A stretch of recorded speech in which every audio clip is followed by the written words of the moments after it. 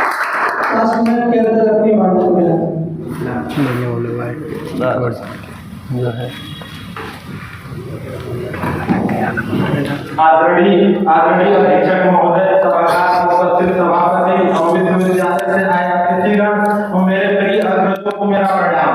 मैं आज एक ऐसे विषय पर विचार प्रस्तुत करने आया हूँ जो हमारे लिए अत्यंत महत्वपूर्ण है। त्रिभाषा सूत्र एक विचार अनेक दृष्टिकोण। हम जानते हैं कि भारत विविधताओं का देश है।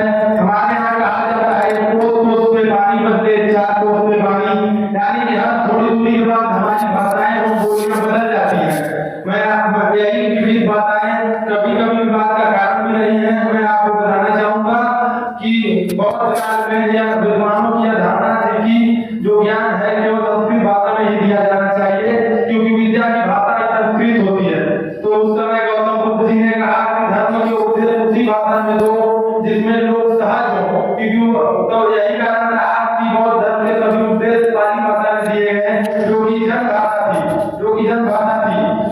हमें दिखाता है कि प्राचीन काल में भी भाषाई विवाद रहे, लेकिन उसका समाधान लचीलापन और एक दूसरे को जोड़ने की भावना से ही हुआ।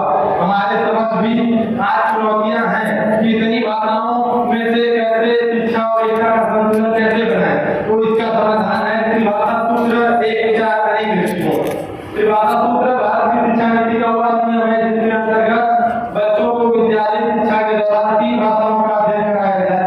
पहली मातृभाषा, दूसरी अनुसूचित भाषा और तीसरी अंतर्राष्ट्रीय भाषा।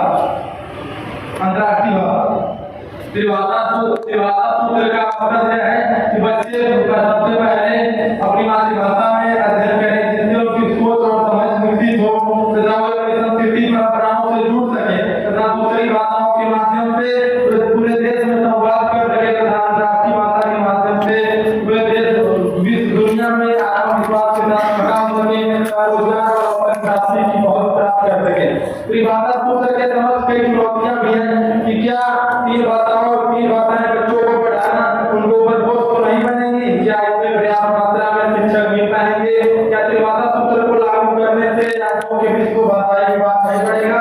यदि हम योजनाबद्ध तरीके से कार्य करें तो इसका समाधान मुमकिन है। हमें बच्चों को सबसे पहले उनकी मातृभाषा में पढ़ाना चाहिए, उसके बाद दूसरी भाषा को, फिर तीसरी भाषा पढ़ानी चाहिए। रही बात शिक्षकों की, तो उन्हें हम डिजिटल माध्यम एवं एक राज्य से दूसरों को संसार को साझा करके तैयार कर सकते हैं। कंक्लूड करिए, समय होगा, तैयार कर सकते हैं। मैं आपको यही कहना चाहूंगा कि त्रिभाषा सूत्र को हम सही भावना से अपनाते हैं तो इससे हमारे बच्चे एक ही समय में संस्कारवान और दुनिया से कदम मिलाकर चलने योग्य बनेंगे। भाषा का